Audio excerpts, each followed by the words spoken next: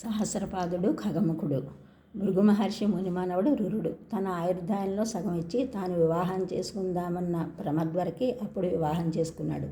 తన ప్రమద్వరిని కాటువేసిన పాము జాతిని అంతం చేయాలని పంతం పట్టాడు. యమదండం లాంటి దుడ్డుకర్ర పుచ్చుకుని కనపడ్డ పామునల్లా బాధడం మొదలుపెట్టాడు. ప్రతి పుట్ట పొద వెదకి మరీ చంపుతూ వచ్చాడు. ఒకనాడు ఒక పొదలో ఒక పెద్ద 2 తలల దుండుభ సర్పం కనిపించింది. దుడ్డుకర్ర మీదకి ఎత్తాడు రురుడు. క్షణంలో తునకలవుతుంది పాము. మనిషిలా హరి హరి అని అరిచింది డుండుభం.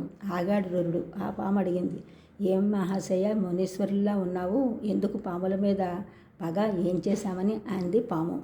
ఏం చేశామంటావా, నా ప్రమద్వారిని కరిచావు, ఇంకేం చేయాలి? ప్రపంచంలో ఈ పాపజాతి బతకకుండా సర్వనాశనం చేయడానికే కంకణం కట్టుకున్నాను నేను. ఇదిగో ఈ దెబ్బతో నీ నోరు కట్టబడుతుంది అంటూ కొట్టబోయాడు రురుడు. దెబ్బ పడేలోపు మునిగా మారి ఎదుట నుంచుంది పాము. చకితుడయ్యాడు రురుడు. ఎవరు నువ్వు? పామై ఎందుకు ఉన్నావు అని అడిగాడు రురుడు. సహస్రపాదుడు అంటారు నన్ను. నవ్వుతాలికి కొని తెచ్చుకున్నాను ఈ జన్మ. ఖగముఖుడని నాకు ఒక సహాధ్యాయుడు ఉండేవాడు. అతడు ఒకనాడు అగ్నిహోత్రాలు చూసుకుంటున్నాడు. తమాషాకని ఒక గడ్డిపాముని అతని మీదకి విసిరాను. తుళ్ళిపడ్డాడు ఖగముఖుడు. పక్కపక్క నవ్వాను నేను. ఎక్కడ లేని కోపం తెచ్చుకున్నాడు వాడు. విషం లేని పామై పోవాలి నువ్వు అని శపించాడు. హాస్యం ఆడినంత మాత్రానికే కోపం తెచ్చుకున్నావు. పోనీ నాది పొరపాటే అనుకో. ఇంత దారుణమైన శాపం న్యాయమా? క్షమించన్నాను. నోరు జారిపోయింది. నా మాటకు తిరుగులేదు.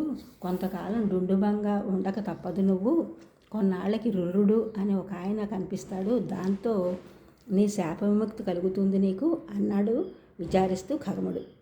అప్పటి నుండి పాము జన్మ అనుభవించాను. ఇప్పుడు నీ దర్శనం కలిగింది, ధన్యుణ్ణయ్యాను. సరే కానీ మహాత్మా, భృగువంశంలో పుట్టావు, మహామునివి.